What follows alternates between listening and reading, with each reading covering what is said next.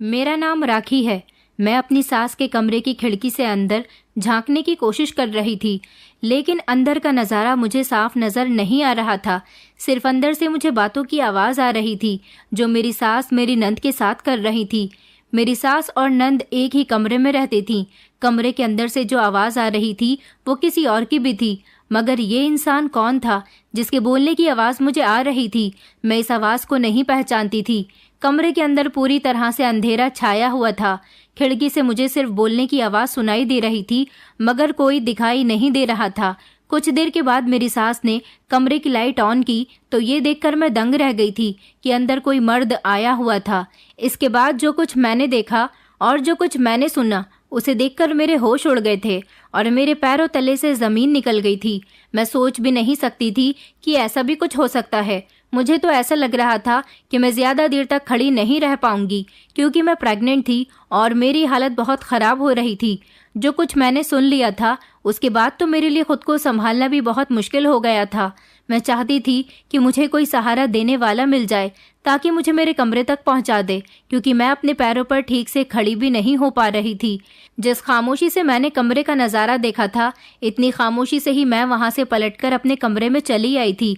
अपनी सास के कमरे से मेरे कमरे तक का सफ़र करना मेरे लिए बहुत मुश्किल हो गया था, जबकि लगभग 14-15 कदम की दूरी पर मेरा कमरा बना हुआ था। मेरे कदम लड़खड़ा रहे थे। बात मेरी सोच से भी कहीं ज़्यादा हद तक आगे की थी। मेरी हालत बिगड़ती जा रही थी और मेरी कुछ समझ भी नहीं आ रहा था कि मुझे अब क्या करना चाहिए।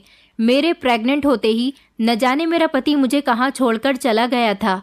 मेरे पास मेरा अपना कोई ऐसा मौजूद नहीं था जिसे मैं अपनी परेशानी के बारे में बता सकती या फिर इस सच्चाई के बारे में बताती। मेरी हालत तो लगातार बिगड़ती चली जा रही थी। पिछले कुछ दिनों से मैं डिप्रेशन का शिकार थी, लेकिन अब मेरा डिप्रेशन और ज़्यादा बढ़ चुका था। जो मैंने कुछ अपनी आंखों से देखा था, अगर मैं किसी और के मुंह से सुनती तो शायद मैं कभी यकीन न कर पाती, मगर मैंने अपने ही कानों से सुना था। इसलिए मुझे पक्का यकीन हो गया था कि मैंने जो कुछ भी सुना है वो गलत नहीं है। मैं एक मिडिल क्लास फैमिली से बिलोंग करती थी। मेरी शादी एक ऐसे घर में हुई थी जिनको मैं पहले जानती भी नहीं थी। मैं शहर में रहती थी और मेरी शादी हमारे शहर से कई किलोमीटर दूरी पर बने हुए एक छोटे से गांव में हुई थी। मैंने एमए किया हुआ था, मगर मुझे नहीं पता था कि एक दिन मेरी ज़िंदगी मेरे साथ इतना बड़ा मजाक करेगी कि मैं बेवकूफ़ बनकर रह जाऊंगी। मेरी उम्र 27 साल थी। सुना था कि गांव में जल्दी ही लड़कियों की शादी कर दी जाती है, मगर मेरा होने वाला पति अपनी माँ से यही डिमांड करता था कि उसे शहर की पढ़ी लिखी लड़की चाहिए। इसलिए उसकी माँ अपने बेटे के लिए शहर की लड़की देखने पर मजबूर हो गई थी। मेरी शादी की उम्र हो गई थी। मेरे घर वाले मेरे लिए रिश्ते तलाश करना शुरू कर रहे थे, मगर फिर मेरे पापा के एक दूर के रिश्तेदार ने मेरे पति के रिश्ते के लिए बताया था। वो मेरे पति और उसकी फैमिली को अच्छे तरीके से जानते थे, इसलिए लड़के वाले हमारे घर मुझे देखने के लिए आ गए थे। मेरे मम्मी पापा को जब पता चला कि ये रिश्ता गांव से आ रहा है, उन्होंने साफ इनकार कर दिया था, मगर हमारे दूर के रिश्तेदार की ज़्यादा जिद पर पापा को एक बार लड़के वालों से मिलने की चाहत जाग रही थी, इसलिए उन्होंने मुझे देखने के लिए भी यहाँ पर बुला लिया था। मैंने शहर में रहते हुए अपनी ज़िंदगी को बहुत खुलकर एंजॉय किया था। मुझ पर किसी तरह की कोई पाबंदी नहीं लगाई जाती थी। मेरी फैमिली भी पढ़ी लिखी थी, इसलिए मुझे फुल आज़ादी दी जाती थी। मैं अपने पेरेंट्स के घर में रहते हुए अपनी ज़िंदगी को अपने हिसाब से जी रही थी। मेरी एक बहन की शादी दुबई में और दूसरी बहन की शादी मुंबई में हुई थी। हम 3 ही बहनें थे और 2 भाई थे। दोनों भाई अभी छोटे थे। अब मेरी शादी का नंबर था। जब लड़के वाले मुझे देखने के लिए आए तो पापा को लड़का और उसकी फैमिली अच्छी लगी थी। जब उन्होंने अपने गांव का नाम बताया तो मेरे पापा बहुत खुश हुए थे, क्योंकि मेरे पापा उस गांव में अपने बचपन के समय आते जाते थे। तभी से वो गांव उनका फेवरेट हो गया था। इसलिए उनका कहना था कि वो आंख बंद करके इस गांव में अपनी बेटी की शादी कर देंगे, क्योंकि ये बहुत सादे और सिंपल लोगों का गांव है। यहाँ के लोग अपने घर की बहू बेटियों को बहुत खुश रखते हैं और ना ही गांव में किसी भी चीज़ की रोक टोक है। मेरे पापा ने मेरा रिश्ता फाइनल कर दिया था। अब मैं अपने पापा की जिद के आगे कुछ नहीं कह सकती थी। लड़का देखने में बहुत अच्छा था। उसकी फैमिली छोटी थी। उसकी सिर्फ एक छोटी बहन और माता पिता के अलावा कोई भी नहीं था। सुना था कि घर भी बहुत बड़ा है और लड़का अच्छी नौकरी करता है, नौकरी करने के लिए वो शहर में ही आता है। उसके पास अपनी गाड़ी है। वो सुबह को अपने घर से निकलता है और शाम के 5 बजे तक घर वापस आ जाता है। इस तरह मुझे रिश्ते के बंधन में बांध दिया गया था। मेरा रिश्ता विशाल नाम के लड़के के साथ तय हो गया था और मेरे घर वाले भी इस रिश्ते के लिए राजी थे। दोनों ही परिवार हमारे रिश्ते से बहुत खुश थे। मैं देखने में खूबसूरत थी, इसलिए लड़के के घर वालों ने मुझे देखते ही पसंद कर लिया था। मैं शादी होकर जब अपने ससुराल आई तो गांव देखने के लिए बहुत एक्साइटेड थी, क्योंकि मैंने तो कभी गांव देखा ही नहीं था। मुझे शादी जैसे बंधन में बांध दिया गया था, एक रिश्ता जिसमें जिम्मेदारियों की गठरी बांधकर औरत को बड़ी सावधानी के साथ कदम उठाने पड़ते हैं। मेरे ससुराल में मेरी छोटी नंद और सास ससुर के अलावा कोई भी नहीं था। उन्होंने बहुत मोहब्बत और प्यार से मुझे अपने घर में रखा हुआ था। मुझे अपने पापा की बात याद आ रही थी, जिन्होंने कहा था कि इस गांव में बहू बेटियों को खुश रखा जाता है।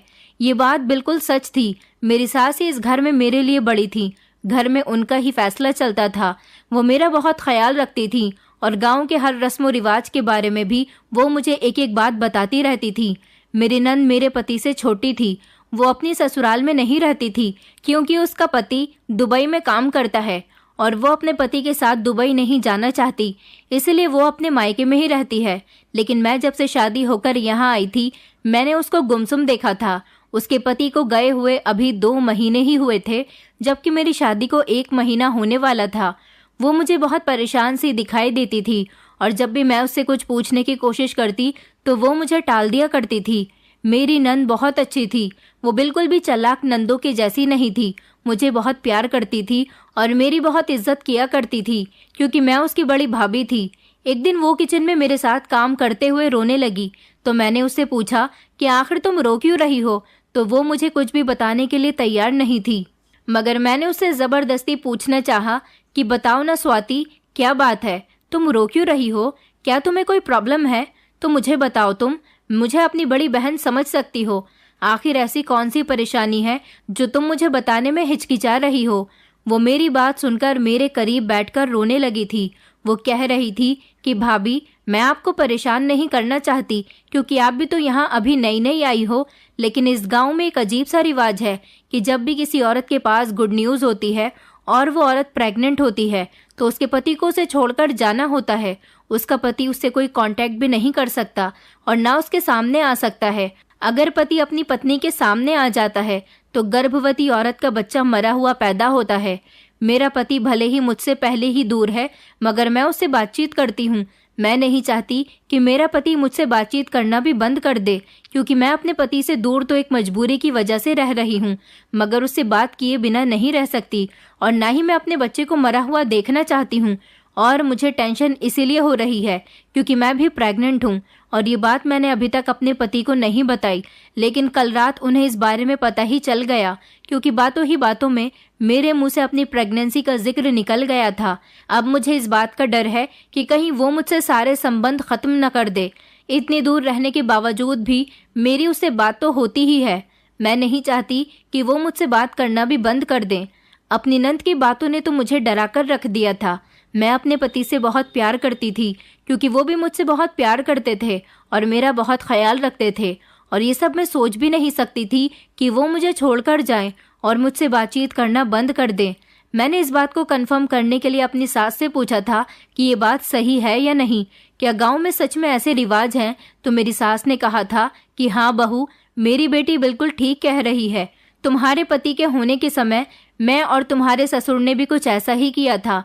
वो मुझसे दूर चले गए थे और पूरे 9 महीने तक ना ही उनकी मुझसे कोई बात हुई थी और ना ही वो मेरे सामने आए थे। और जब स्वाति पैदा हुई थी तब भी कुछ ऐसा ही हुआ था, मगर जब मेरा तीसरा बच्चा पैदा होने वाला था तो मुझसे 2-2 बच्चों को संभालना बहुत मुश्किल हो रहा था।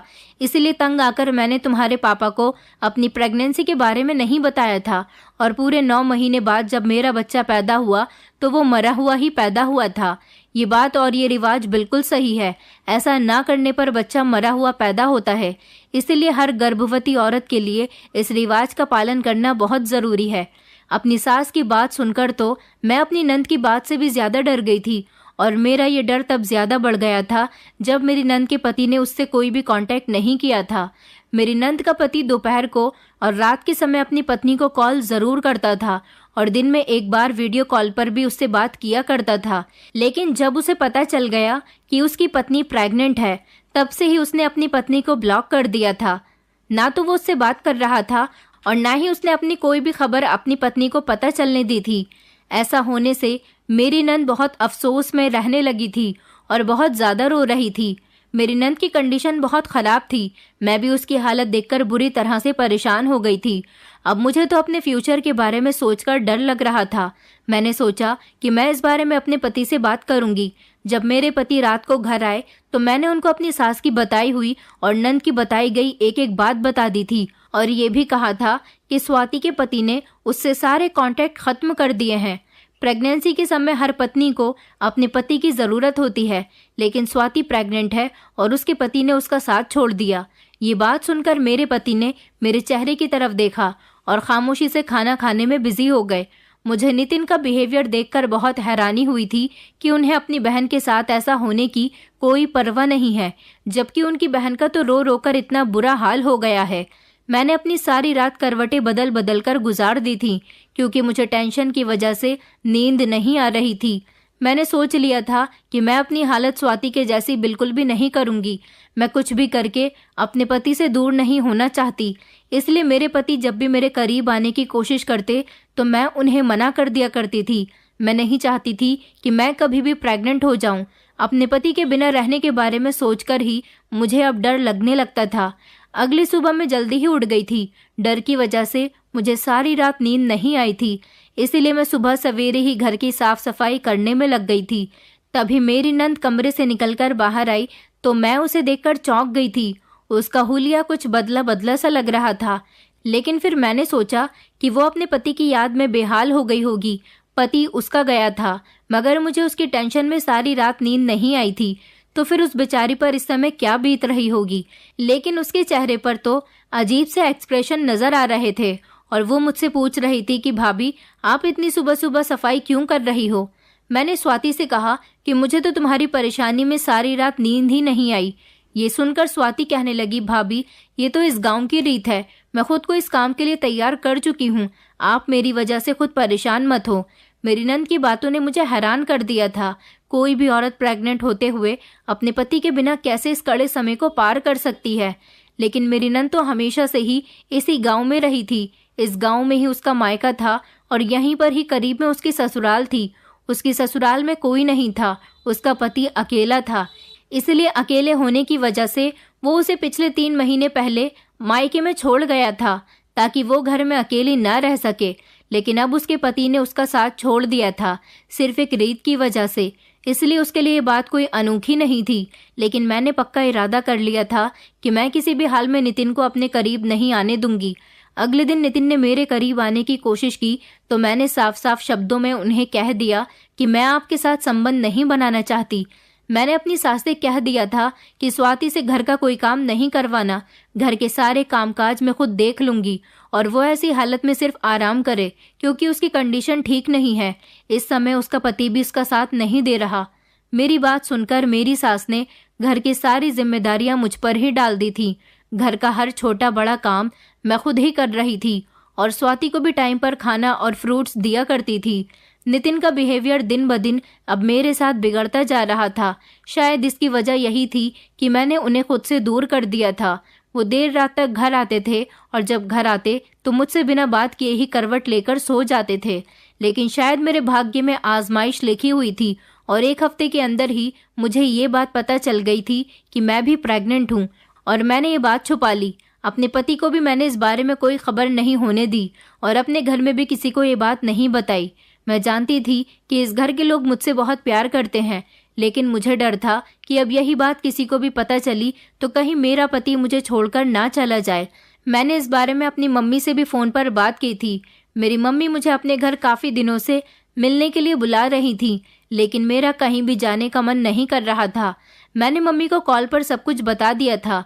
मेरी मम्मी मेरी बात सुनकर कहने लगी, ये तो गाँव की बड़ी ही अजीब रीत है। मेरी मम्मी कहने लगी, कहीं तुम्हारी सास ने या तुम्हारी नंद ने तुम्हें कुछ झूठ तो नहीं बताया है। मैंने कहा, नहीं नहीं मम्मी, स्वाति के चेहरे से मुझे लगता ही नहीं कि वो झूठ बोल सकती है और मेरी सास तो बहुत अच्छी औरत है। उन्होंने भी इस रीत की वजह से अपना एक बच्चा खो दिया था, तो फिर वो झूठ कैसे बोल सकती हैं। मेरी मम्मी ने कहा था, चलो अपना ख्याल रखना, मैं तुम्हारे लिए प्रार्थना करूंगी। मगर मैं परेशान थी। इस बारे में मैंने अपने घर में भी किसी को कुछ नहीं बताया था। लेकिन मेरी सास एक तजुर्बेकार औरत थी। मेरी बदलती हुई तबीयत ने आने वाले कुछ ही दिनों में उन पर सच्चाई खोल दी थी, और ये बात जानकर उनकी खुशी के ठिकाने नहीं रहे थे कि उनकी बहू प्रेग्नेंट है। वो मुझसे कहने लगी कि मैं तो बहुत खुश हूँ, मेरी बहू माँ बनने वाली है, हमारे आंगन में भी फूल खिलेगा। ये तो बहुत बड़ी खुशी की बात है बहू। मैंने अपनी सास से माफ़ी मांगते हुए कहा कि मैंने आपसे ये बात इसलिए छुपाई, मुझे डर था कि कहीं नितिन मुझे छोड़कर न चले जाएं। मेरी सास ने मुस्कुराते हुए कहा कि तुम फिक्र मत करो, बस खुश रहा करो। मेरे दिल में अजीब अजीब तरह के ख्याल पैदा हो रहे थे, और उस समय तो मेरी कंडीशन बहुत ख़राब हो रही थी। जब देर रात तक मेरे पति घर वापस नहीं आए थे, और जब यही बात मैंने अपनी सास को बताई तो उन्होंने मेरे ससुर को पति को ढूंढने के लिए घर से बाहर भेज दिया था। और उन्होंने मुझसे ये भी कहा कि कहीं नितिन को इस बारे में पता तो नहीं चल गया कि तुम प्रेग्नेंट हो। मुझे इस बारे में कुछ भी आइडिया नहीं था, लेकिन मैं बहुत परेशान हो गई थी और रोए चली जा रही थी। मेरे ससुर को भी घर से गए हुए 1 घंटा हो गया था। ना तो वो वापस आए थे और ना ही मेरा पति वापस आया था। मेरी सास ने मुझे तसल्ली दी और कहा कि अपने कमरे में जाकर आराम करो, इस बारे में ज्यादा मत सोचो। 1 घंटे के बाद जब मेरे ससुर आए तो उन्होंने कहा कि उनका बेटा उन्हें कहीं भी नहीं मिल रहा। अपने ससुर की बात सुनकर मैं हैरान हो गई थी और अपने कमरे में जाकर फूट फूट कर रोने लगी थी। मैं जब से शादी होकर इस गांव में आई थी, मैंने इस गांव की शक्ल तक नहीं देखी थी। मैं घर की 4 दीवारी में ही रह रही थी। मेरी सास कहती थी कि गांव की औरतें घर में ही रहना पसंद करती हैं और यहाँ ज्यादा मिलने जुलने का भी रिवाज नहीं है। मुझे अपने घर वालों की भी बहुत याद आ रही थी, क्योंकि शादी से लेकर अब तक मैं अपने मायके भी नहीं गई थी, और नितिन के इस तरह से गायब हो जाने के बाद तो मुझे अपना घर और ज्यादा याद आ रहा था। मैंने अपनी सास से मायके जाने के लिए कहा था कि मैं अपने पति के बिना इस घर में वक्त नहीं गुजार सकती। मैं अपनी सारी प्रेगनेंसी का टाइम अपने मायके में रहकर गुजार दूंगी, और जब बच्चा पैदा हो जाएगा तो यहाँ आ जाऊंगी। इस तरह मुझे मेरा बच्चा और मेरा पति दोनों ही मिल जाएंगे। मेरी सास ने कहा कि तुम अभी प्रेग्नेंट हो और इस दौरान अगर तुम सफ़र करोगी तो तुम्हारी प्रेगनेंसी पर फर्क पड़ सकता है, इसलिए तुम यहीं रहकर बच्चा पैदा कर लो। उसके बाद अपने पति के साथ खुशी खुशी अपने मायके में होकर आना। मेरे लिए इस घर में अपने पति के बिना टाइम गुजारना एक एक पल 1 साल के बराबर लग रहा था। मैं सारा दिन घर के कामकाज में बिजी रहती थी और अपने पति को याद करती रहती थी। मैंने अपने पति का नंबर भी ट्राई करने की कोशिश की, मगर उनका नंबर स्विच ऑफ जा रहा था। मेरे पति का कुछ भी पता नहीं चल रहा था। मेरे ससुर तो शुरू से ही कोई काम नहीं करते थे। जिस दिन से मैं इस घर पर आई थी, मैंने अपने ससुर को काम पर जाते हुए नहीं देखा था, जबकि वो हट्टे कट्टे थे और मेरी सास नंद घर से बाहर नहीं निकलती थी। इतने दिनों से मेरे पति घर में मौजूद नहीं थे, लेकिन फिर भी घर के हालात बिल्कुल ठीक थे। घर में किसी तरह की कोई कमी नहीं हुई थी, और हमेशा मैं इस बात को लेकर हैरान हो जाती थी कि इस घर से कोई ज्यादा बाहर नहीं जाता तो फिर घर के सारी ज़रूरत की चीज़ें कैसे आ जाती हैं। ससुर बीमार रहते थे, इसलिए अपने कमरे से तभी बाहर निकलते थे जब बहुत ज़्यादा इमरजेंसी होती थी, वरना ज़्यादातर वो अपने कमरे में आराम ही करते थे। मेरे ससुर को अकेले रहने की आदत थी, इसलिए मेरी सास और मेरी नंद का एक ही कमरा था, जबकि मेरे ससुर का रूम अलग बना हुआ था। मेरी नंद स्वाति का हर सुबह अजीब सा हुलिया भी मेरी आंखों में खटकता था, लेकिन मैं चाहकर भी उससे कभी कुछ नहीं पूछ पाती। एक दिन गांव की कुछ औरतें हमारे घर चली आईं तो मेरी सास ने कहा कि तुम अपने कमरे के अंदर ही रहना और उनके सामने बिल्कुल भी मत आना। तुम नई नवेली दुल्हन हो और प्रेग्नेंट भी हो, ये लोग अपनी बातों से तुम्हें और ज्यादा परेशान करके रख देंगी, और मैं नहीं चाहती कि तुम्हारे बच्चे को कोई भी नुकसान पहुंचे। कभी मैं ये सोचकर बहुत खुश होती थी कि मुझे सास के रूप में माँ मिल गई, वरना इन हालात में तो मेरे लिए जिंदा रहना ही मुश्किल था। घर के कामकाज करते करते और नितिन की जुदाई में तड़पते हुए मैं बहुत कमज़ोर हो चुकी थी, जबकि मेरी नंद तो दिन ब दिन खिलती जा रही थी। मैं उसे घर का कोई काम नहीं करने देती थी और टाइम पर उसको खाना भी दिया करती थी।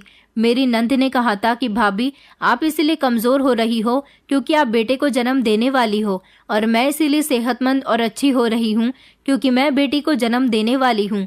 हमारे गांव में यही कहा जाता है कि जो औरत बेटे को जन्म देने वाली होती है वो दिन ब दिन बदसूरत होती जाती है। आज गांव में बहुत ज़्यादा गर्मी थी और मुझे बिल्कुल भी नींद नहीं आ रही थी।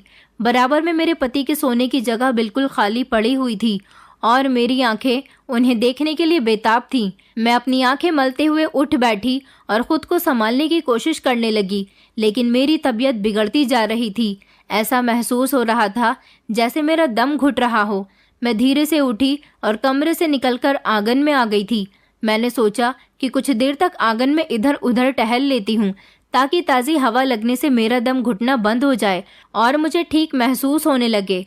मेरी तबीयत अगर ठीक हो जाएगी तो मैं थोड़ी देर के बाद अपने कमरे में जाकर सो जाऊंगी, वरना यहीं पर एक कोने में बैठ जाऊंगी, क्योंकि कमरे में ज़्यादा गर्मी हो रही थी और बाहर हल्की हल्की हवा चल रही थी, इसलिए अच्छा लग रहा था। लेकिन मैं बहुत सावधानी से कमरे से बाहर निकली थी, क्योंकि मेरी सास ने मुझे कमरे से बाहर और रात में खुले आंगन में आने से सख्त मना किया था। वो हमेशा कहती थी कि ऐसी हालत में जब तुम प्रेग्नेंट हो तो रात के 12 बजे के बाद अपने कमरे से बिल्कुल बाहर मत निकला करो। प्रेग्नेंट औरत पर जल्दी ही काले जादू का असर हो जाता है और रात के समय कुछ लोग काले जादू का प्रयोग बहुत करते हैं। मेरे लिए तो अपनी सास की बात पत्थर की लकीर होती थी, क्योंकि मुझे यकीन था कि वो मेरी भलाई के लिए ही बात करती हैं। लेकिन आज मुझसे किसी भी हाल में ये घुटन बर्दाश्त नहीं हो रही थी और जैसे ही मैं आंगन में आई तो मुझे अपनी सास और नंद के कमरे से कुछ आवाज़ें सुनाई दी। मेरे अंदर एक अजीब सा इंटरेस्ट जागने लगा था, क्योंकि वो लोग तो कहती थी कि हम 10 बजे तक सो जाते हैं, तो फिर आज कैसे जाग रही हैं। मैंने सोचा शायद स्वाति की तबीयत ठीक नहीं होगी, वो भी तो मेरी ही तरह प्रेग्नेंट है। इसलिए जब मैं कमरे के करीब पहुंची तो मुझे हल्की हल्की बातों की आवाज़ सुनाई दे रही थी। मेरी सास किसी से बात कर रही थी। मैंने अपने ससुर के कमरे की तरफ देखा तो वो भी अपने कमरे में सो रहे थे, मगर अंदर से किसी मर्द के बोलने की भी आवाज़ आ रही थी। फिर वो रात के समय किस मर्द से बातें कर रही थी। मैं उनके कमरे की खिड़की के पास गई। खिड़की थोड़ी ऊंचाई पर बनी हुई थी, इसलिए मुझे उचक्कर खिड़की के अंदर झांकना पड़ा। शायद कमरे के अंदर मौजूद लोगों को बिल्कुल भी आइडिया नहीं था कि मैं इस तरह आधी रात को कमरे से निकलकर उनकी बात भी सुन सकती हूँ, इसलिए वो लोग बेफिक्र होकर बात कर रहे थे। और जो कुछ मैंने सुना, मेरे तो रोंगटे खड़े हो गए थे। मैं अंदर से आने वाली आवाज़ को पहचान नहीं पाई थी, लेकिन अपनी आंखों से उन चेहरे को देखना चाहती थी। और शायद अब मेरी आजमाइश का समय खत्म हो चुका था, इसलिए अचानक ही मेरी सास ने कुछ देर के लिए कमरे की लाइट ऑन कर दी थी और मैंने उन लोगों को भी देख लिया था जिनके बारे में मैं बात सुन रही थी। और मैंने उस मर्द का भी चेहरा देख लिया था जो कमरे के अंदर मौजूद था। मैं सोच भी नहीं सकती थी कि इतना बड़ा खेल भी मेरे साथ खेला जा सकता था। मेरी पेट में छुरा घोंपने वाले कोई और नहीं बल्कि मेरे अपने ही थे, जिन पर मैंने हद से ज्यादा भरोसा किया था। उन्हीं लोगों ने मेरे हंसते हुए संसार को उजाड़ दिया था। मैं बड़ी मुश्किल से जैसे तैसे अपने कमरे में आई थी। मुझे समझ नहीं आ रहा था कि मुझे आगे क्या करना है। मैंने अपने कानों से अपनी सास को कहते हुए सुना था कि बस एक बार इस बेवकूफ़ लड़की का बच्चा पैदा हो जाने दो, इसके बाद मैं इसे और इसके पति को इस घर से और इस गांव से ऐसे निकालूंगी जैसे दूध में से मक्खी को निकाल देते हैं। और तो और ये लोग दोबारा पलटकर कभी इस घर में नहीं आ सकेंगे। इतने में कमरे से उस मर्द की आवाज़ निकली थी, जो और कोई नहीं मेरी सास का अपना सगा बेटा था। उसने मेरी सास से कहा कि मम्मी, क्या आपको यकीन है कि ये लड़की और इसका पति इतनी आसानी से यहाँ से निकल जाएगा? लेकिन ये आदमी मेरी सास को मम्मी क्यों बोल रहा था? क्योंकि ये उनका अपना सगा बेटा था और मेरा पति उनका सौतेला बेटा है।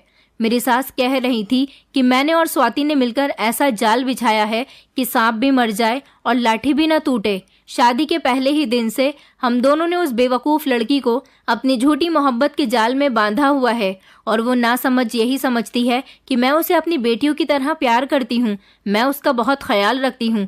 लेकिन सच तो यह है कि मुझे अपने पति के बेटे और उसकी बहू से इतनी नफरत है कि मैं बता भी नहीं सकती। मैंने नितिन के दिल में पहले से ही उसकी पत्नी के लिए नफरत डाल दी थी और उसे बता दिया था कि उसकी पत्नी शहर की पागल और सरफिरी लड़की है जो कभी कभी बहकी बहकी बातें भी करती है, और उसके घर वालों ने झूठ बोलकर हमारे सर पर उसे बांध दिया। मैंने कभी राखी को गांव वालों से भी मिलने जुलने नहीं दिया, ताकि जब मैं उसे पागल साबित करूं तो वो कुछ ना कह सके, और जब हकीकत गांव वालों के सामने आएगी तो वो खुद समझ जाएंगे कि ये लड़की पागल थी। मैं तो सोच भी नहीं सकती थी कि राखी इतनी बेवकूफ़ होगी। वो शहर की इतनी चालाक और पढ़ी लिखी लड़की होते हुए भी हमारी बातों में आ गई और आसानी से बेवकूफ़ बन गई।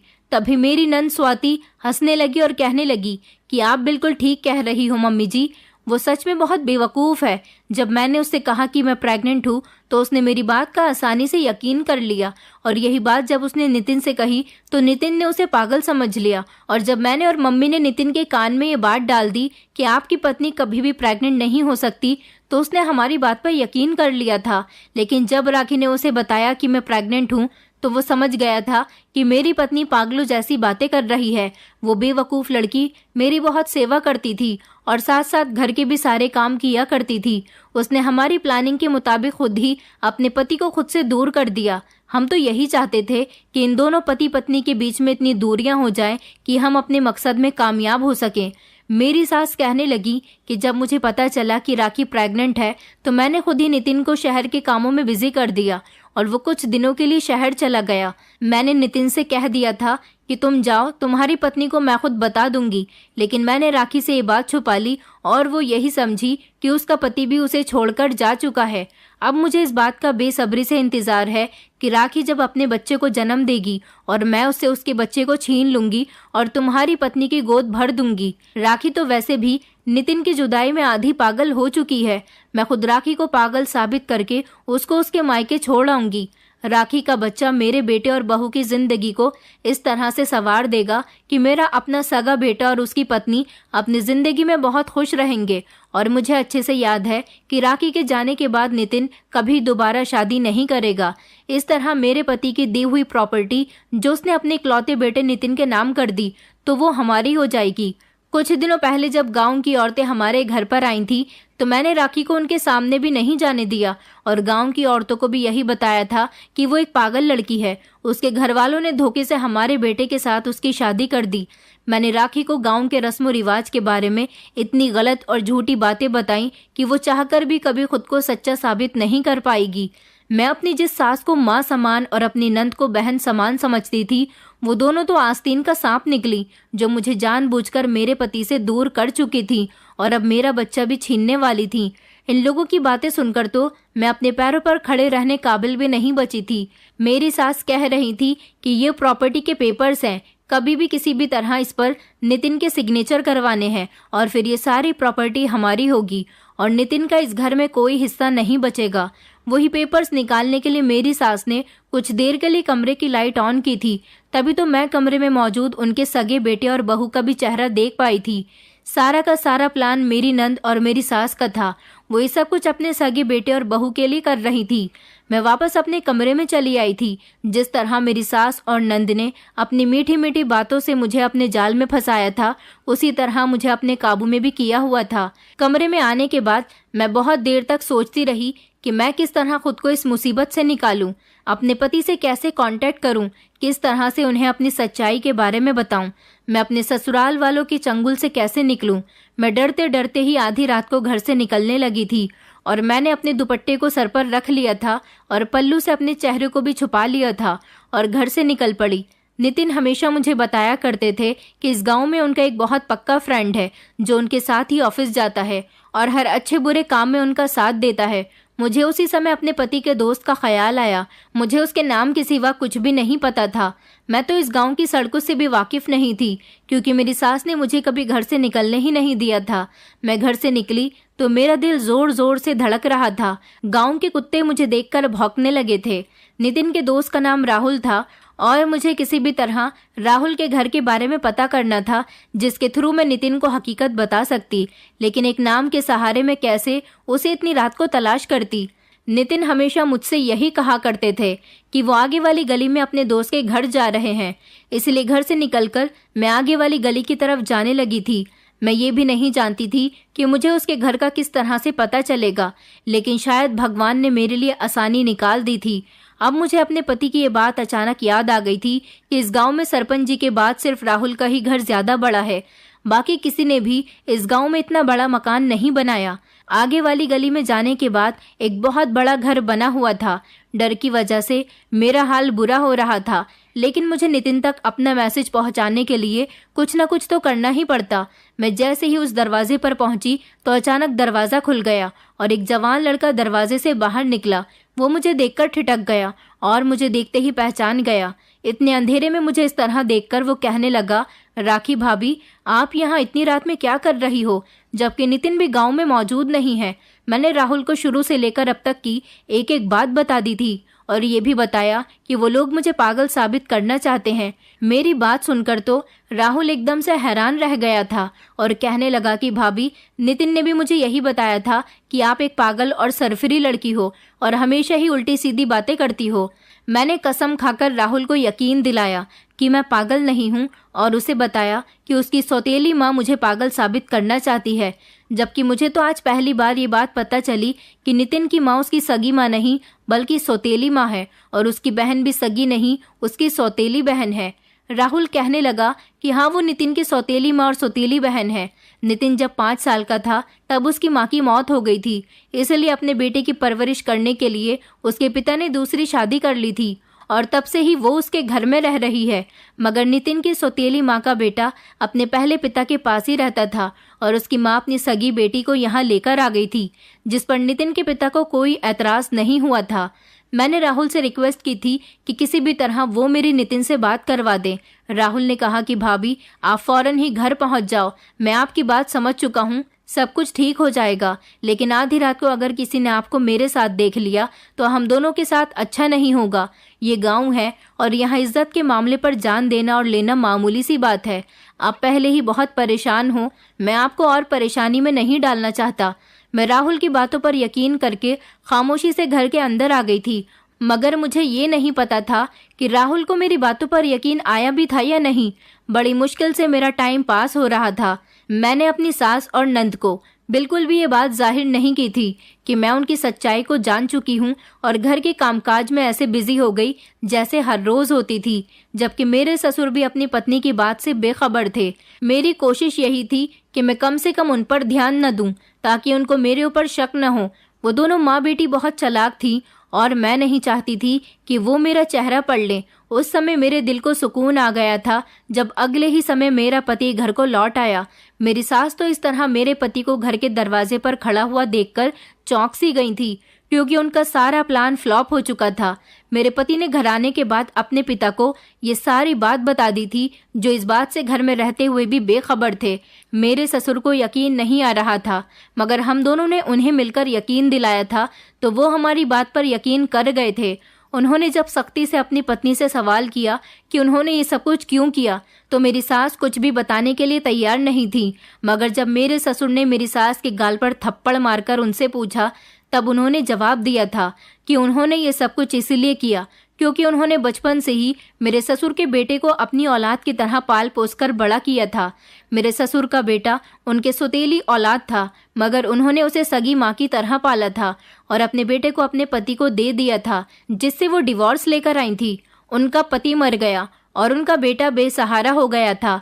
वो उसे इस घर में लाना चाहती थी, मगर मेरे ससुर ने मना कर दिया था। हाँ, पर मेरे ससुर ने उनकी बेटी को घर में रहने की परमिशन दे दी थी क्योंकि वो लड़की थी। मेरी सास को लगता था कि वो उनके सौतेले बेटे की परवरिश अच्छे से करेंगी, तो मेरे ससुर की जो ढेर सारी प्रॉपर्टी है वो उसमें से अपने सगे बेटे के साथ साथ मेरी सास के दोनों बच्चों को भी हिस्सा देंगे। मगर मेरे ससुर को जब से लगने लगा था कि वो बीमार रहने लगे हैं, तो उन्होंने देर ना करते हुए अपनी सारी प्रॉपर्टी नितिन के नाम कर दी थी, जो कि उनका सगा बेटा था। ये बात मेरी सास को बहुत बुरी लगी थी। मेरी सास के सगे बेटे ने शादी कर ली थी और उसकी शादी को 5 साल हो गए थे, मगर उसकी पत्नी के पास कोई औलाद नहीं थी। इस तरह मेरी सास ने बड़ी प्लानिंग के साथ सोच रखा था कि वो मेरा बच्चा अपने सगे बेटे और बहू की गोद में डालकर उसकी सूनी गोद को भर देंगी और हम दोनों पति पत्नी में झगड़ा करवाने के बाद मेरा पति जब अफसोस में रहने लगेगा तो उससे प्रॉपर्टी के पेपर्स पर साइन करवा लेंगी और उसकी सारी जायदाद अपने और अपने बच्चों के नाम कर लेंगी। मगर अब सारी सच्चाई मेरे ससुर के सामने खुलकर आ गई तो मेरे ससुर ने एक और थप्पड़ मेरी सास के मुंह पर मार दिया था और उन दोनों माँ बेटी को घर से निकल जाने के लिए कहा था। मेरी सास के बहू बेटे आधी रात के समय जब मेरे ससुर और मैं कमरे में सो जाते थे तब उनसे मिलने के लिए आते थे और इस तरह ये लोग रात को बैठकर प्लानिंग करते थे। उस दिन मेरे सामने सारी हकीकत खुलकर आ गई थी, वरना ये लोग हमें कहीं का नहीं छोड़ते। मेरे पति और मुझे बर्बाद करने का इन लोगों ने पूरा पूरा प्लान बनाया हुआ था। मेरे पति ने अपनी सौतेली माँ से कहा कि मुझे आपसे ऐसी उम्मीद नहीं थी। मैंने आपको हमेशा अपनी सगी माँ की तरह प्यार किया था और स्वाति को भी अपनी सगी बहन समझा था, और मैं नहीं जानता था कि आप लोग मेरे साथ इतना बड़ा धोखा भी कर सकते हो। मेरे ससुर ने मेरी सास और स्वाति को घर से निकल जाने के लिए कह दिया था। मेरे ससुर ने फौरन ही अपनी पत्नी को डिवोर्स दे दी थी और उनकी जवान बेटी के साथ उन्हें घर से निकाल दिया था। उनका कहना था कि अब तुम जाकर अपने बेटे और बहू के साथ ही रहो, जिनके लिए तुमने ये सब कुछ किया, और मैं अपने बेटे और बहू के साथ रहूंगा। ये मेरा और मेरे बेटे का घर है, इस घर में तुम लोगों की कोई जगह नहीं है। मेरी सास और नंद रो रो कर मेरे ससुर और मेरे पति से माफी मांग रही थी, मगर अब उन लोगों के रोने का कोई फायदा नहीं था। मेरे ससुर ने उन्हें घर से निकाल दिया। वो लोग ना जाने कहाँ चली गईं। इस बारे में हमें कुछ भी नहीं पता चला, क्योंकि हम लोग उनसे सारे संबंध खत्म कर चुके हैं। इस तरह मेरी जिंदगी अपने पति के साथ खुशी खुशी गुजर रही है।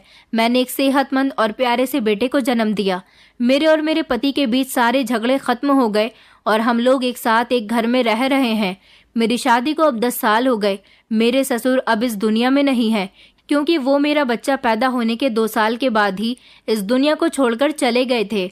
मेरी सौतेली सास, उनकी बेटी और उनका बेटा और बहू कहाँ गए, इस बारे में हमें कुछ भी नहीं पता, और ना ही कभी हमने उनके बारे में कुछ जानने की कोशिश की। आज मैं अपने पति के साथ खुशी खुशी जिंदगी गुजार रही हूँ, मगर मुझे इस बात पर आज भी अफसोस होता है कि मैं शहर की थी और पढ़ी लिखी होने के बावजूद भी गाँव की इस झूठी और अपनी सास की मनगढ़ंत बातों की वजह से बेवकूफ़ बन गई। आप लोग भी सावधान हो जाइए और किसी की मनगढ़ंत बातों में कभी ना आए। हमेशा अपने दिमाग से काम ले। दोस्तों, उम्मीद करती हूँ आपको हमारी कहानी पसंद आई होगी। कहानी पसंद आई है तो वीडियो को लाइक करें, चैनल पर नए हैं तो चैनल को सब्सक्राइब करें, और हाँ, नोटिफिकेशन बेल को ज़रूर दबाएं ताकि अगली अपडेट सबसे पहले आपको मिले।